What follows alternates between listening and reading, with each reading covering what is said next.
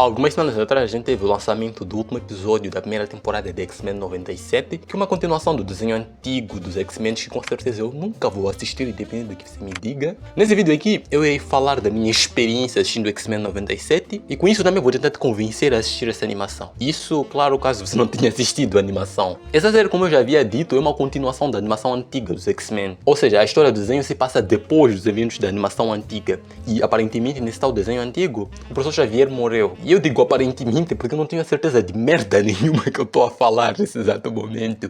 Eu não assisti a animação antiga, então eu não sei se realmente morreu no desenho antigo. Mas sinceramente eu acho que estou sendo muito burro e eles possivelmente falaram algo sobre isso nos primeiros episódios dessa animação, então foda-se. Mas tipo, após a morte do Xavier, surge por parte dos X-Men uma necessidade de dar continuidade aos ensinamentos deixados por ele. E quem faz isso com mais tesão é com certeza o Ciclope, que acabou se tornando o líder desses X-Men.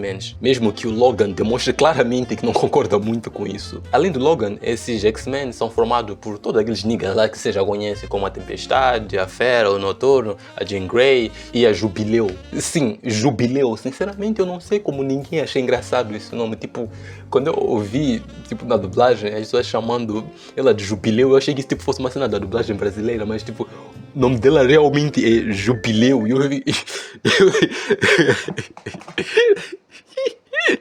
Porra, como ninguém acha isso engraçado, tá ligado? Mas indo pra história do desenho, a primeira metade do primeiro episódio dessa animação serve basicamente como uma forma de reapresentar os mutantes ou esses X-Men que a gente conhece e que a gente vai acompanhar no decorrer da história. Depois disso, a gente também descobre que a Jean Grey tá grávida do nosso humano Ciclope. Sim, diferente de vocês, mutantes fazem sexo. E por conta disso, eles, ou melhor, ela em específico, sugeriu que eles dessem uma distância dos X-Men para que eles pudessem criar seu filho longe de toda essa cena. E tipo, mesmo indo contra isso no início, o Ciclope pensa naquela situação e como aquilo poderia ser bom para a criação do seu filho. E daí o Ciclope junto da Tempestade vão para uma prisão de alta segurança para tentar convencer aquele nigga que matou o professor Xavier a dar algumas informações sobre os sentinelas. E esse cara de cu, obviamente, não vai aceitar dar as informações para eles. E por isso, a Jean Grey usa seus poderes para entrar na mente dele e obter essas informações. Mas enquanto fazia isso, ela tem visões ou alucinações, tanto faz. O que importa é que nessa cena a gente meio que tem uma pequena pista sobre alguns acontecimentos futuros que a gente terá na série. E tipo, até a trilha sonora é a mesma. E quando eu percebi isso, eu fiquei tipo, uou, essa animação é muito boa. E tipo, mesmo que essa pareça ser uma cena pequena, ao mesmo tempo meio que é um detalhe que tá lá, sabe? É um detalhe que se olha e fica tipo, isso é bom. Isso é foda, tá ligado? Mas depois disso tudo, eles meio que conseguem obter as informações necessárias e vão por um deserto qualquer tentar encontrar esse tal nigga que constrói esses sentinelas. E nesse processo, eles são atacados e a nave deles cai. E nisso, o Ciclope usa a sua visão de laser para aliviar a queda. E pô, essa cena é muito foda. Porra, você tem que concordar comigo que o Ciclope usando os seus raios lasers para, tipo, amenizar a queda é muito foda. Principalmente quando o Ciclope solta aquele a mim, meus X-Men.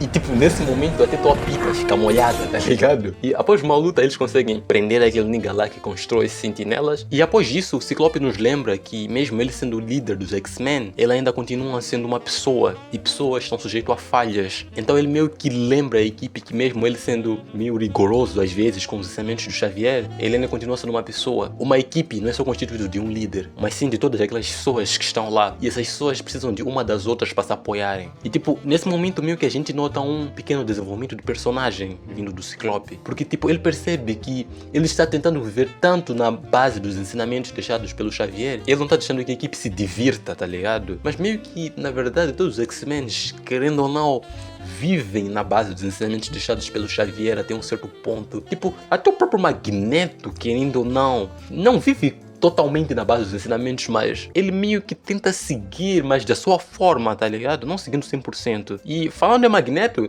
ele aparece logo em seguida nesse episódio com o testamento que o Xavier deixou, dizendo que todos os seus bens iriam pro Magneto caso ele fosse de base. E nisso está incluído a escola, a fortuna e os próprios X-Men. E isso abala os X-Men, principalmente o Ciclope, porque ele sente como se o professor não confiava verdadeiramente nele ao ponto de deixar os X-Men no seu comando. E isso gera um certo questionamento interno eterno sobre a veracidade da confiança que o Xavier tinha nele. Mas depois disso temos uma conversa isolada entre a Jean Grey e a Tempestade, onde a Jean diz que às vezes ela pensa no seu filho, no futuro dele, se ele será ou não um mutante, e se ele fosse, como ela diria para ele que ele é diferente dos outros e possivelmente será julgado por isso. Nisso a Tempestade simplesmente entende a situação e pergunta para Jean se ela quer que o filho nasça como humano. E nisso a Tempestade também enfatiza essa pergunta, dizendo que já pensou em como sua vida seria se ela fosse uma humana, mas logo ela também rebate isso, dizendo que se não fosse pelos seus poderes, ela não estaria naquela mansão naquele exato momento a conversar com a Jean, e ela também não teria essa família que ela tem hoje em dia. Tipo, essa conversa pode ser interpretada de várias formas, dependendo do seu ponto de vista, é claro, mas a interpretação mais óbvia aqui que você pode retirar é a questão de não ter problemas em você ser diferente. Você não precisa mudar quem você é para ser aceito pela sociedade. Basta você ser quem você é, sem ter inseguranças ou ânsias sobre o que você é. Mas logo depois disso, a ONU aparece na mansão e prende o Magneto por alguns crimes de guerra que ela havia cometido na animação anterior. Mas daí, durante o julgamento, o Magneto faz um monólogo bem bonito até sobre o quão os seres humanos tendem a desprezar ou subjugar tudo que apresentam características diferentes da sua, simplesmente por aquela coisa não estar nos padrões que a gente impôs. Logo a seguir disso, a gente tem um atentado onde a Sneaker tenta ter os poderes de Magneto e a Tempestade impede isso, mas no processo ela acaba perdendo seus poderes e por conta disso ela dá uma ausentada dos X-Men